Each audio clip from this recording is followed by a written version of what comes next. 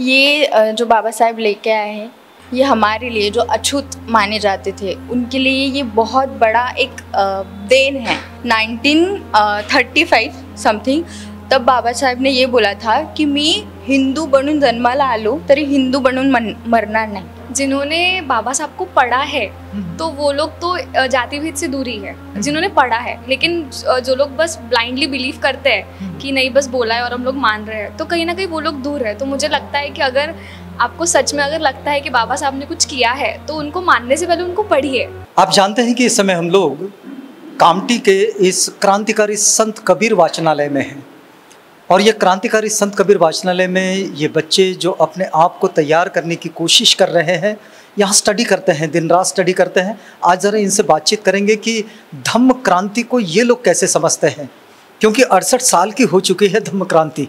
आपका नाम? भाविका सुखदेवे। भाविका? प्रतीक्षा चाहेंगे। ये भाविका और प्रतीक्षा, ये दो छात्राएं यहाँ इस समय जो स्टडी में लगी है, इनसे ये बातचीत चल रही है। भाविका, एक बात आपसे हम समझेंगे कि आपका कभी दीक्षा भूमि तो जाना होता होगा? हाँ होता है, बहुत बार होता है। आपका समीक्षा? जी जी जी। प्रतीक्षा? प्रतीक्षा जी, हाँ? जी आपका भी होता है? जी जी। क्या अक्सर जाते हैं या फिर किसी ओकेजन पर जाते हैं?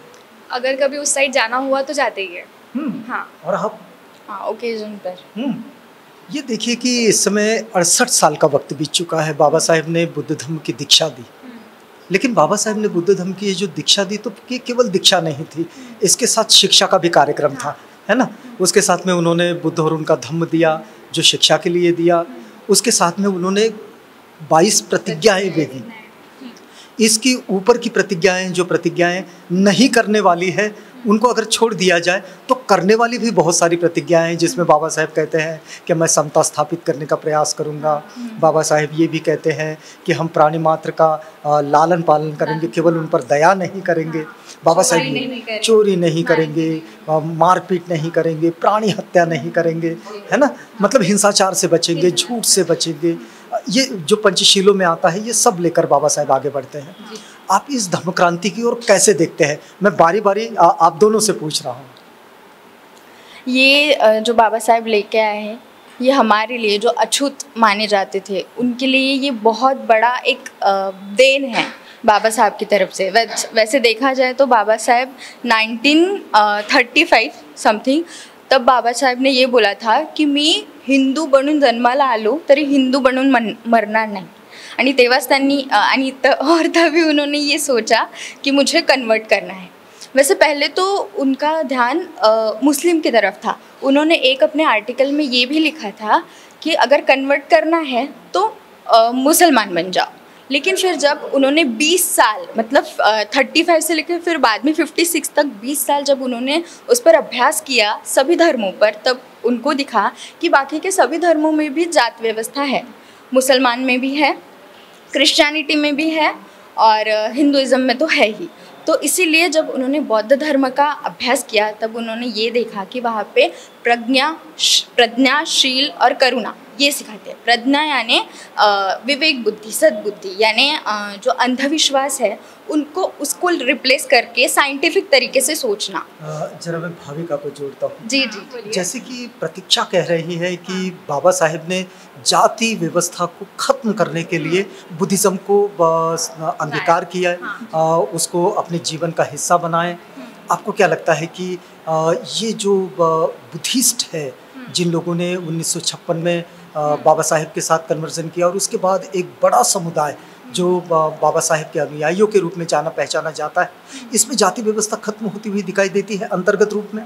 जिन्होंने बाबा साहब को पढ़ा है तो वो लोग तो जाति भेद से दूर ही है, जिन्होंने पढ़ा है। लेकिन जो लोग बस ब्लाइंडली बिलीव करते हैं कि नहीं बस बोला है और हम लोग मान रहे हैं, तो कहीं ना कहीं वो लोग दूर है। तो मुझे लगता है कि अगर आपको सच में अगर लगता है कि बाबा साहब ने कुछ किया है तो उनको मानने से पहले उनको पढ़िए, तब जाके आपको समझेगा कि अच्छा उन्होंने, क्योंकि उनके हर एक चीज़ के पीछे ऐसा कोई अंधविश्वास नहीं, एक लॉजिकल रीज़न है। उन्होंने जो भी बात बोली है उसके पीछे उन्होंने एक्सप्लेनेशन दिया है कि वो ऐसा क्यों कहते हैं।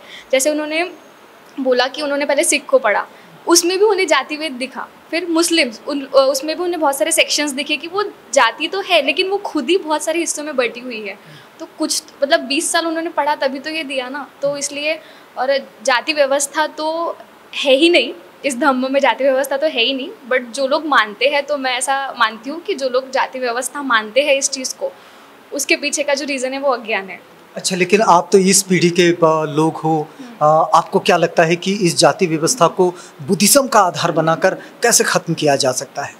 जाति व्यवस्था को क्योंकि बाबा साहेब का तो ये बड़ा लक्ष्य रहा कि जाति व्यवस्था को खत्म कर देना चाहिए अपने भारतीय समाज व्यवस्था से, है ना? तो आपको क्या लगता है कि मतलब इसका क्या टूल हो सकता है, क्या रास्ता हो सकता है कि जिस रास्ते से चलने पर ये जाति व्यवस्था को खत्म कर दिया जा सकता है? सबसे पहले तो ये जानना होगा कि ये बुद्ध जो है वो धर्म नहीं है, बुद्ध एक धम्मा है। जो धम्मा, जो बुद्ध कहते कि मैं मनुष्य हूँ, तो ये मनुष्य को माणुसकीसाठी दिलेला एक धम्मा है। ये थोड़ी दिक्कत तो ये भी है कि ये दोनों छात्राएं मराठी मीडियम से आती हैं और मराठी के शब्द कहीं कहीं आते हैं। दरअसल प्रतीक्षा का कहना यह है कि इंसान ने इंसान के साथ इंसानियत सा व्यवहार करना चाहिए, और अगर इंसानियत अगर दो मनुष्यों के बीच में विकसित होती है तो धम्म वहीं घटित हो जाता है। हम ये समझना चाह रहे थे कि वो क्या रास्ता है कि जिस रास्ते पर चलकर बाबा साहेब आगे बढ़ते हैं, उस रास्ते पर चलने में क्या आप कोई दिक्कतें महसूस करते हैं? दिक्कत तो उनके रास्ते पर चलने से दिक्कत नहीं, लेकिन जो लोग ऐसा मानते हैं कि उन्होंने जो किया है वो सिर्फ हमारे लिए किया है, जैसे अदर कास्ट जो है, तो वो लोग ऐसा मानते हैं। जैसे आपको भी ऐसा लगता है?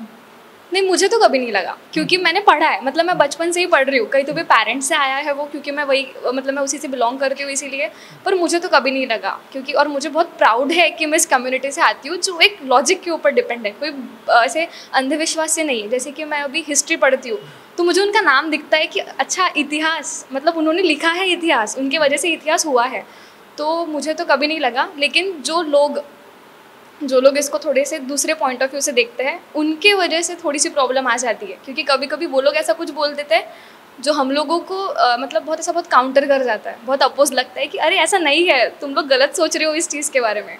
लेकिन उनको वो चीज़ उनको वो चीज़ की श्योरिटी देना वो थोड़ा सा डिफरेंट हो जाता है, वो थोड़ा सा प्रॉब्लमेटिक हो जाता है, क्योंकि वो लोग बचपन से वही चीज़ पढ़ के कि नहीं, इन लोगों ने गलत किया है, इन लोगों ने हमारे साथ भेदभाव किया है, इनको रिजर्वेशन है हमको नहीं है, इनको स्कॉलरशिप है हमको नहीं है, क्योंकि उन्होंने पढ़ी ही नहीं है वो चीज़, तो वो उनको समझाने में बहुत दिक्कत जाती है। आपको क्या लगता है कि ये जो स्कॉलरशिप है या फिर ये जो रिजर्वेशन है, ये रिजर्वेशन क्या एक्चुअल प्रोग्राम है? ये जब उन्होंने तब दिया था बाबा साहब ने, तब इसके पीछे का रीज़न ये था कि जिसकी जितनी संख्या भारी उसकी उतनी भागीदारी, तो उसके मतलब इसे एक प्रतिनिधित्व कहा जाए। हाँ, तो उन्होंने वो सोच के दिया था। बट ऐसा नहीं है, लोग पढ़ते ही नहीं है। ऐसा नहीं है कि ओबीसी के लिए कोई लॉ ही नहीं है या ओबीसी को उसमें स्पेस ही नहीं है, लेकिन वो मतलब रिजर्वेशन शायद हम लोगों के लिए ज़्यादा है, तो इसीलिए उन्हें लगता है कि नहीं सिर्फ इन्हीं के लिए है ये लॉ, बट ऐसा नहीं है। तो मैंने वही बोला कि इसके पीछे का कारण अज्ञान ही है। अच्छा, आप एक चलते चलते प्रतीक्षा आप ही से इस बातचीत को पूरा करेंगे। एक बात तो समझाइए कि हमें जिस तरह से हम लोग इस समय बुद्धिज़्म का मूवमेंट देखते हैं, 68 साल का वक्त बीत चुका है, ये इस मूवमेंट को आप कितना विकसित होता हुआ देखते हैं? अगर ये विकसित नहीं हो पाता है तो इसके पीछे बुद्धिस्ट लीडरशिप को क्या क्या बदलाव करने की ज़रूरत है? क्या लगता है आपको इस पीढ़ी का एक प्रतिनिधि होने के रूप में?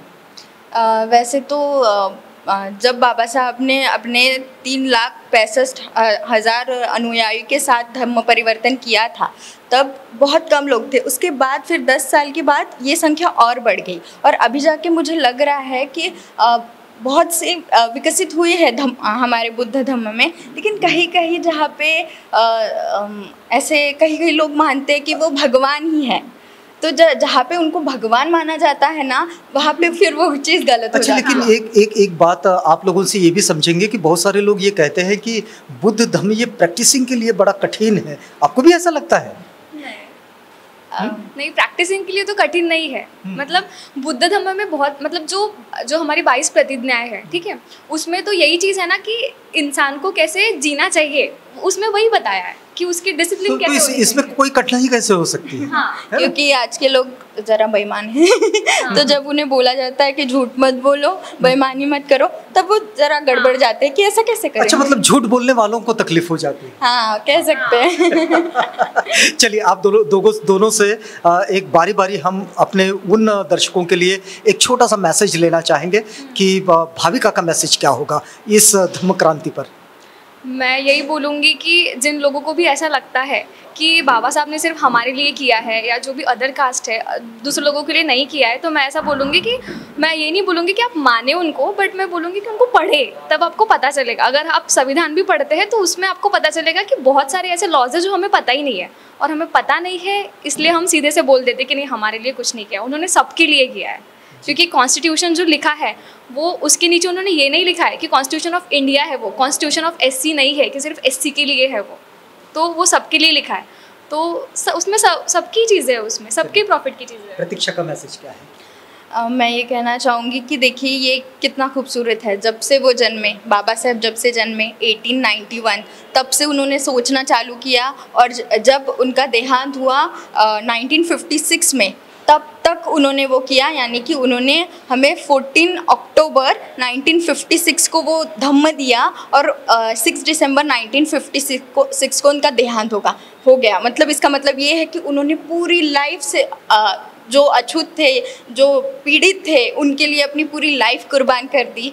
तो उनके विचारों पर चलना चाहिए। और जैसे भाविका ने कहा कि उनको सिर्फ ऐसे एससी के लिए रख दिया है, तो सोचिए जिस व्यक्ति ने जाति व्यवस्था ख़त्म करनी चाहिए उन्हीं को जाति में बांट दिया गया। इसीलिए ऐसा मानते हैं कि एससी के देव यानी बाबा साहेब। होता ऐसा है कि जब जीवन ही बदल देने वाला कोई लीडरशिप सामने आ जाती है तो उसके प्रति मनुष्य के मन में एक अस्वाभाविक सा अद्वितीय आदर व्यक्त हो जाता है, और ऐसे में ही किसी मसीहा का जन्म होता है। आपने सुना होगा कि बाबा साहेब के लोग मसीहा इस शब्द का भी एक विशेषण इस्तेमाल करते हैं। इस समय ये जो मैसेज धम्म क्रांति के 68 सालों पर आपके पास आ रहा था, ये संत कबीर वाचनालय है कामटी का। दरअसल इस वाचनालय का अपना एक इतिहास भी है। आपको बता दें कि दलित पैंथर के संस्थापक राजा ढाले कई बार इस वाचनालय को भेंट दे चुके हैं। अभी तो आज हम ये जो देख रहे हैं ये एक नई बिल्डिंग है। लक्ष्मीकांत जी हमारे कैमरामैन हैं, लक्ष्मीकांत जी इस बिल्डिंग को भी दिखाइएगा ज़रा। एक विशाल लाइब्रेरी है, विस्तृत, और यहाँ इस समय कई बच्चे यहाँ स्टडी कर रहे हैं उनके कॉम्पिटिटिव एग्ज़ाम्स के लिए, उनकी प्रतियोगिता परीक्षाओं के लिए। एक ही क्षेत्र के नहीं हैं, अलग अलग क्षेत्र के लोग हैं और यहाँ इकट्ठे होकर अपने आप को तैयार कर रहे हैं भारत में चल रही उस प्रतियोगिता के लिए जो प्रतियोगिता उन्हें एक करियर के रूप में खड़ा करती है और उनके जीवन को भी एक करियर देती है। हम इस समय बहुत सारे लोगों से तो बात नहीं कर पाएंगे, लेकिन एक छात्र हमें मिले हैं। आप कहाँ से हैं? सर मैं नितेश खोबरागड़े कामटी से।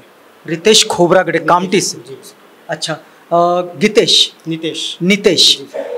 नितेश जी, आप कामटी से ही हैं या फिर कामटी में कहीं से माइग्रेट हुए हैं? नो सर, एक्चुअल में कामटी का ही हूँ, बट पापा की जॉब बाहर थी तो एमपी में एजुकेशन हुआ पूरा। अच्छा, एमपी में कहाँ रहे? एमपी में शहडोल में? जी सर। और शहडोल तो वो जहाँ माइनिंग्स वगैरह बहुत ज़्यादा है ना? जी सर। Coal mines. तो क्या पापा कोल माइंस में? नहीं, बैंक में थे। अच्छा, पापा बैंक में थे। अभी आप यहाँ कैसी स्टडी कर रहे हैं? बैंकिंग का क्या टारगेट बना है? सर अभी तो बस चल रही प्रिपरेशन। अच्छा, बाकी उम्मीद है सामने।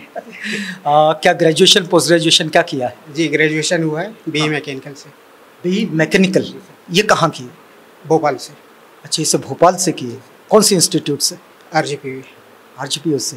अच्छा, एक बात बताइए नितेश जी, आपने आपके पूरे, आप रहते नागपुर कामटी में हैं, नागपुर ज़िले का बड़ा महत्वपूर्ण शहर है कि जहाँ जय भीम का जो गूंज है जो इस शहर से आई है।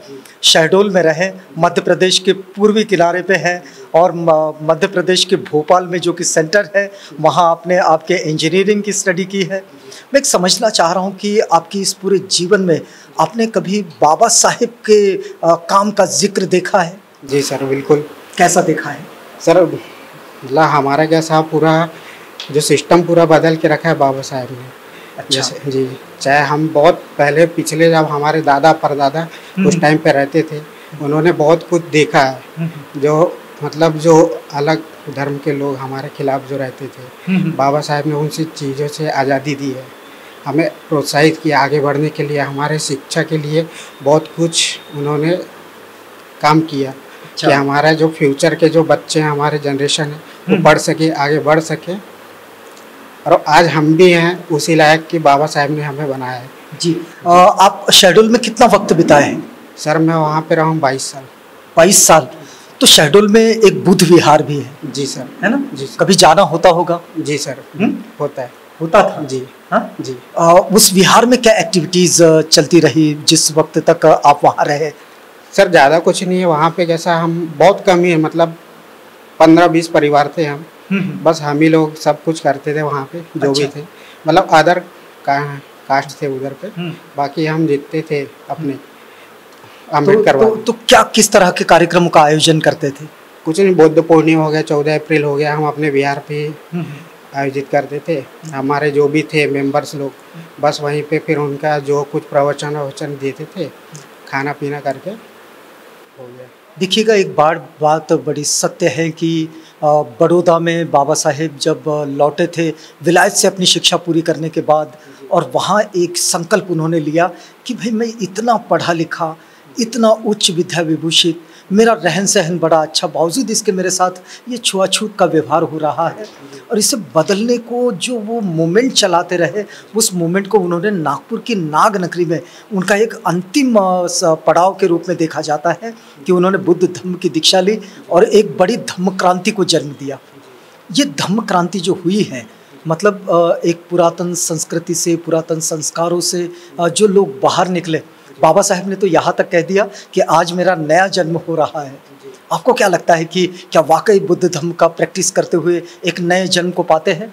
ऑब्वियसली सर, जन्म हुआ ही है। बाबा साहेब ने हमें जो शिक्षा दी और फिर बुद्ध में कन्वर्ट करवाया हमें, तो इससे हमें मतलब आगे प्रोत्साहन तो मिलता ही है, और हमारे जो साथ में जो बच्चे होंगे फ्यूचर जनरेशन में, उनको भी बाबा साहेब की बहुत बड़ी देन रहेगी कि लोगों को शिक्षा के लिए हमेशा आगे रहें और वेल ट्राई करते रहें बच्चे।